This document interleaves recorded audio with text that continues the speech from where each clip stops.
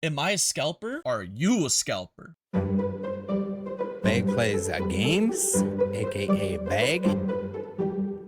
Am I a scalper? If you saw a video that I posted a couple weeks ago regarding scalpers, the topic was scalpers. A lot of people were fighting in the comments with me about how I'm a scalper for defending the scalpers, this, that, and the third. Not really the main topic of this video. The main topic of this video is asking, are you a scalper? Because the goal line is being pushed further and further back.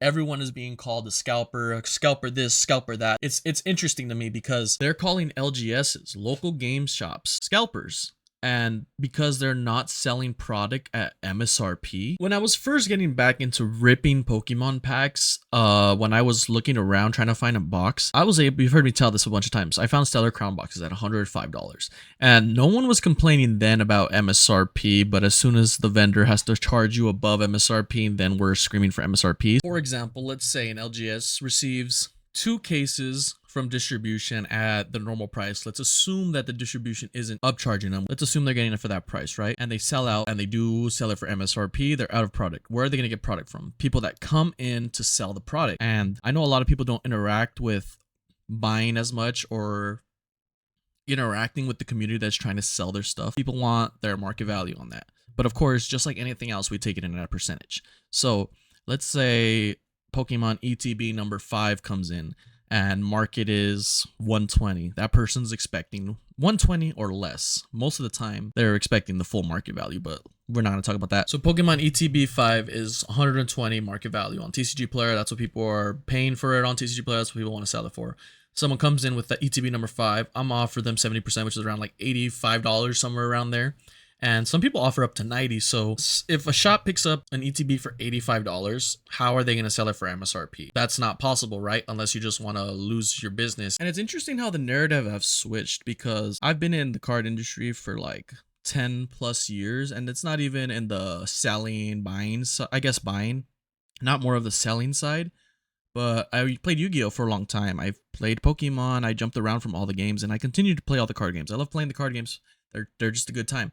um it's the narrative has changed, where it was support your local game shop, try not to buy from big box retails, and it was just a lot of positivity towards the LGSs, because they're the ones that are going to have singles.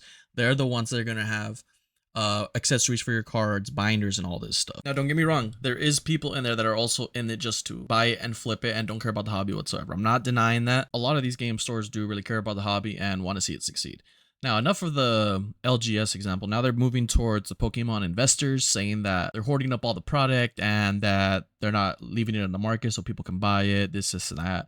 I don't have very much of opinion on that one necessarily, but that just goes back to the supply and demand, right? Because Pokemon investors have been around for a long time now, and that did not stop people from getting boxes earlier. And now another one that they're saying is, if you don't play the game, you're a scalper. So like, I mean, what are they gonna bring it to next? Because if you don't, I know a lot of people don't really play Pokemon. A lot of people just collect Pokemon, and I don't think there's anything wrong with just being a collector, but people are slowly pushing that line back. So that's where this video comes in mainly, is, are you the scalper? Because if you're not playing the game, a lot of these people may call you a scalper. Now it's not just people that are selling, it's people that are hoarding cards and not playing with them. So I saw someone mention this in one of their videos. It must have either been Nostalgianomics, I believe.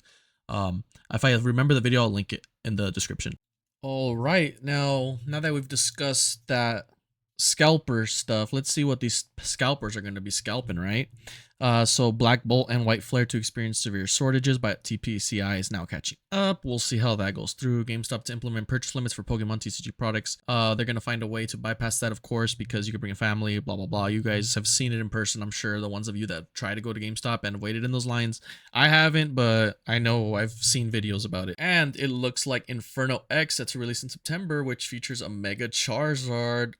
Let's see. So for the past decade, Charizard has always been the star of the second or third set of each block. I did not know that, actually. Thank you, Pokebeach.com, for that. That's awesome. So every third set of each block. So 2014's Flashfire, 2017's Sun and Moon, 2020 Darkness Ablaze, 2023 Obsidian Flames. That's interesting. That's good to know.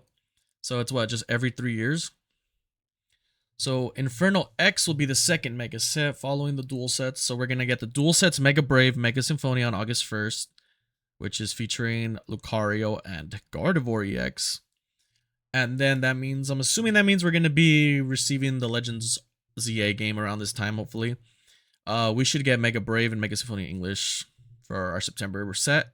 Nice. So it looks like we still got a little bit of time before we see this Charizard come out, because we have, it's June 6th is when we get Black Bolt and White Flare, and this is coming out September 26th, so we have some time before we can see anything, right? TPCI dramatically increases TCG vending machines across the United States. Awesome. So there will be more places to buy these from. However, that all comes back down to supply, so hopefully the supply catches up with the hype, or the hype dies, whichever one happens first. I'm okay with either way.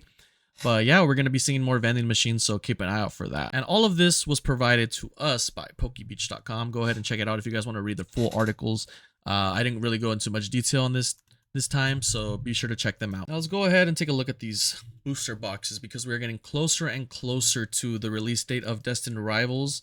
So the pre-sales looks like they've dropped a little bit. 264.51, most recent sale 262.85, lowest listed 264.79, so 265 range. Yeah, this is coming out 5:30 in like a week or so, right?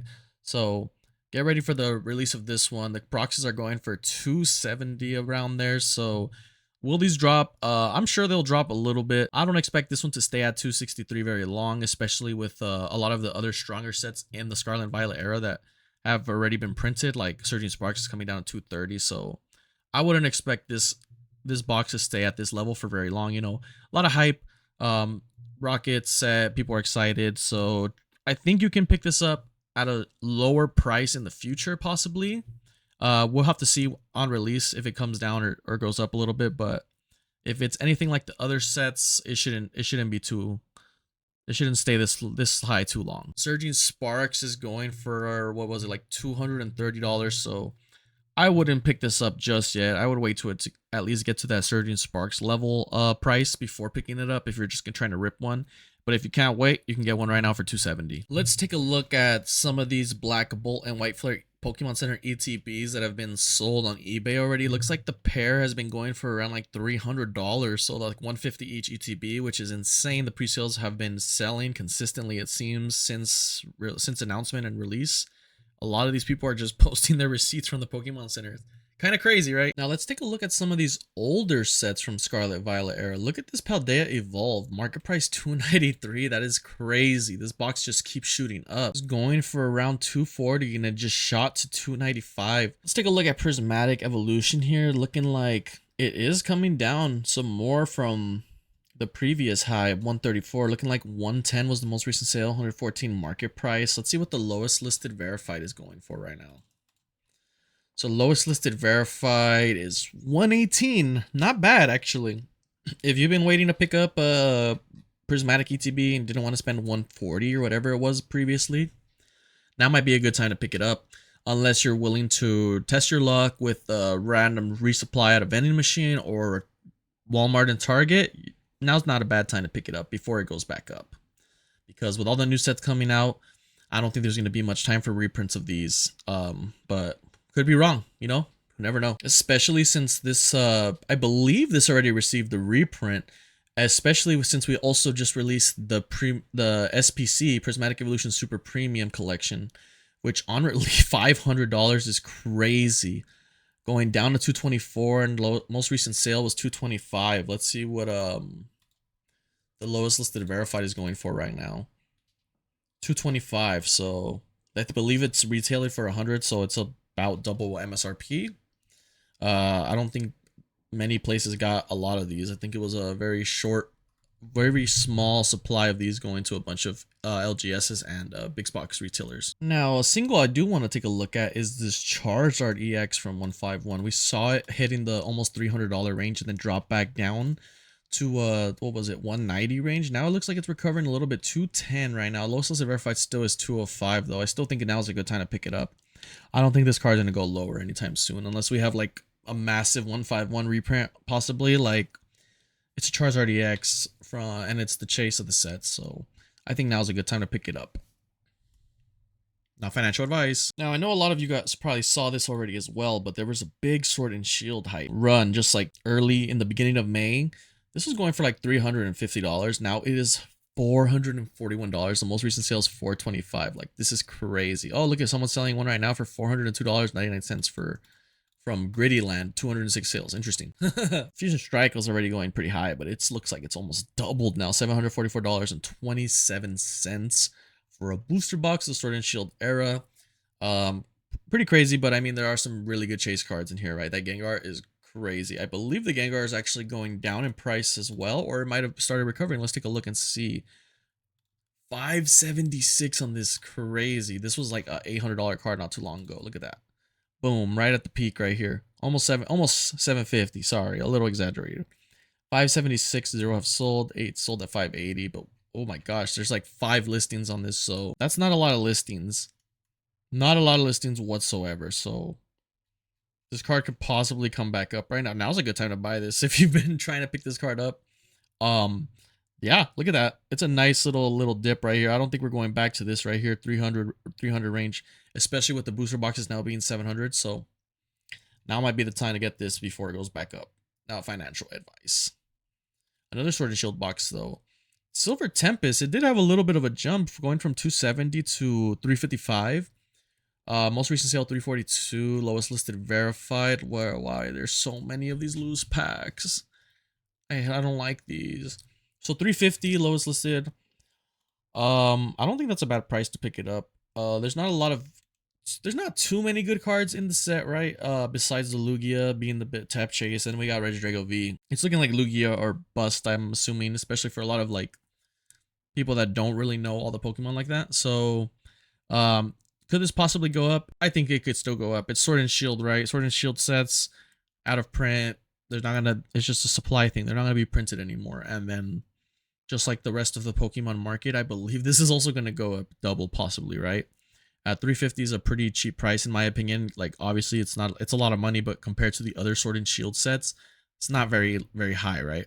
So I still think this one has potential to go up a little bit.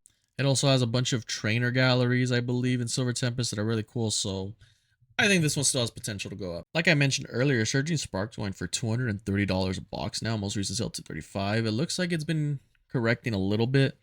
Nothing too crazy. Still nothing like we saw in that initial release when it was $145 and then dropped down to $120 and then just kept riding up.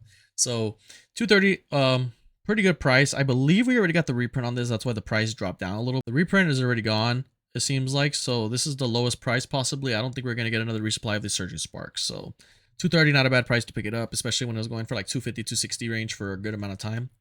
Not a bad pickup. Not financial advice. But the top chase from the sets, the Pikachu EX, now we're seeing a little bit lower. On release, it was going for around 480, almost 500. Oh my god, and it stayed there for so long. Then we got a big dip now down to 287. I'd pick this card up now. I don't know how much lower it can go, but I think now's a good time. You're basically getting it at 50%, right, of what it was, almost. Not a bad pickup in my opinion. I wouldn't wait for it to go any lower than this if I've been waiting for this card for a master set or just been collecting Pikachus. Anyways, I appreciate you guys watching. Thank you for watching the video all the way through. I already know how the comments are going to be in this one a little bit all over the place, but thank you for watching. Shout out to Argamithia, shout out to Nexus for being a part of the Basic Bag, and shout out Lorcana Goons, the newest member of Basic Bag. Go ahead and click the like button if you liked the video. Leave a comment, and I'll see you guys in the next one.